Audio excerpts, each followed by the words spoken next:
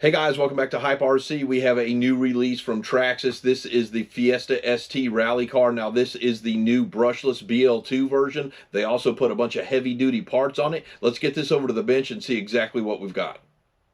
So let's go ahead and take a look at what comes out of the box with this rig. So you do get an assortment of Allen wrenches, an open-ended wrench, a T-wrench. It looks like you get 2 sets of shock pistons and shock spacers, a warranty card, then a parts list booklet. This is very nice if you break something. It has all the IDs for the different parts of the vehicle. Then you get an ID, Traxxas peak battery charger and battery information, and then a very nice instruction manual with how to set this up, install batteries, remove the body, and just general information about the car itself. And then of course you get the Fiesta ST rig. Let's go ahead and take an up-close look at the car. And something else I forgot to mention earlier is this does come with the standard TQ radio system. It does take 4 AA batteries that do not come with the rig. So let's go ahead and take an up-close look at the body first. So this is a licensed Ford Fiesta ST rally body. It is the new clipless style, which is super sharp. Now this does come in 2 colors, red and blue. I went with the red because I have multiple blue rally cars. Now this does come with some very aggressive wheels and tires, very nice side molding, a very nice molded rear spoiler on the back, BL2 and Ford Fiesta labeling all the way around. This is super sharp looking. So let's go ahead and take a look underneath the hood on this rig. So now that we got the body off, let's take an up-close look at all the components on this vehicle. And I noticed right off the bat that the clipless body system is actually a huge reinforcement for this front foam bumper. Now this is the low center of gravity chassis that we have on here. This is the standard Traxxas battery tray, which I'm not a huge fan of because I do prefer to have Velcro straps to be able to put whatever size battery I want in this vehicle. And then on the rear, we have another heavy-duty rear bumper on this vehicle. And let's go ahead and take a look at the BL-2s electronics. So this is the BL-2s electric system. I can actually not find an amperage on this ESC.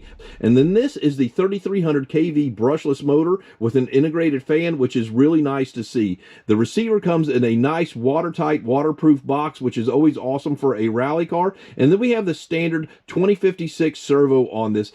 Now this car does come with the extreme heavy duty kit already installed on it, which is a $120 value, which makes this car very nice. And let's talk about what that consists of. So that's the heavy duty front and rear shock towers, the heavy duty telescoping drive shafts. It also comes with the heavy duty casters on the front and rear and the steering knuckles with extra large sealed ball bearings in them. And then that also has the metal wheel hexes behind these super nice, very aggressive wheels and tires on this vehicle. This car does come with oil-filled big bore shocks on all 4 corners. They are all plastic. Now, I'll probably end up upgrading these to the aluminum caps on the top, just like I did my Slash, because these have been known to break. Now, this chassis actually has the servo and servo mount tucked up in the bottom, which is a huge advantage over the old original Slash. I like how this is recessed for extra clearance in the rear. This is extremely well set up directly out of the factory. Now this car does not come with adjustable tow or camber in the front or rear of this vehicle, but it does have several mounting locations so you can still tune that in. Now I just noticed that this rear aluminum motor mount plate has a single screw adjustment for the mesh to the spur gear. Now this does have metal gear diffs in the front and the rear of the vehicle, so let's go ahead and get a few batteries charged up and get this guy out for a bash.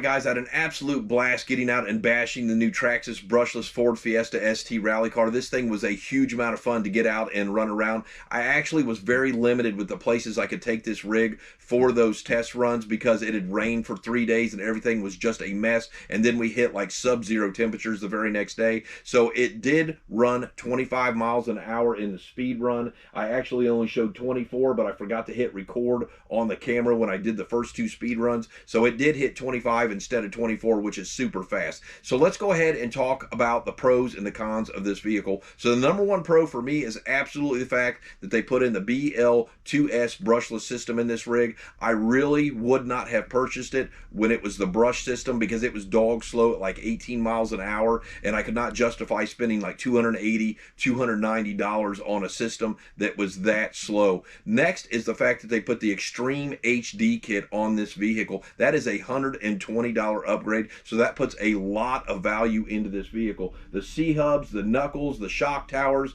the telescoping axles and everything performed absolutely flawless. This thing is super duper tough. You are not going to break those unless you do something wild and crazy, maybe smack a couple curbs with it, but they perform very well for me. Next, the LCG chassis from Traxxas for this rig is just awesome. It keeps this thing planted and very low to the ground. It is absolutely perfect for this rally car. Now, this is not something you're going to take out and like comp against like the HPIs and the CENs, but for a basher rally car, this thing performed very, very well. So let's go ahead and talk about the cons of this vehicle. So we've got 4 cons for it. We're going to start off with the battery tray.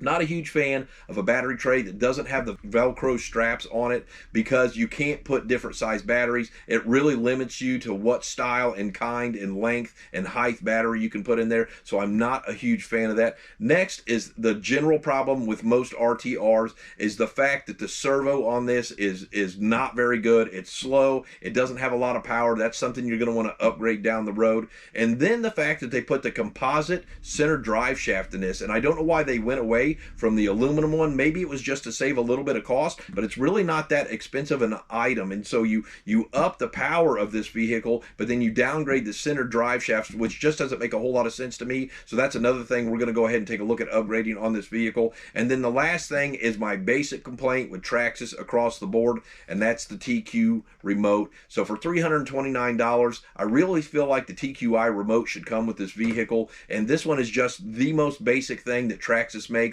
And I don't like this remote, and I'll never be a fan of it because it just doesn't have any control to it. It's basically it's just basic. I mean, it's as basic as you can absolutely get. So I'm not a huge fan of that. I think that they should step up and put a nicer remote with these vehicles, and it has been this same one for a very, very long time from Traxxas. So Traxxas, if you're listening to me, let's take a look at getting some better remotes out to your customers, okay? So don't forget to support your local hobby shops. Bash, curl, repeat. Hit that subscribe and like button for me and ring the bell so you can catch my next video. We'll see you next time.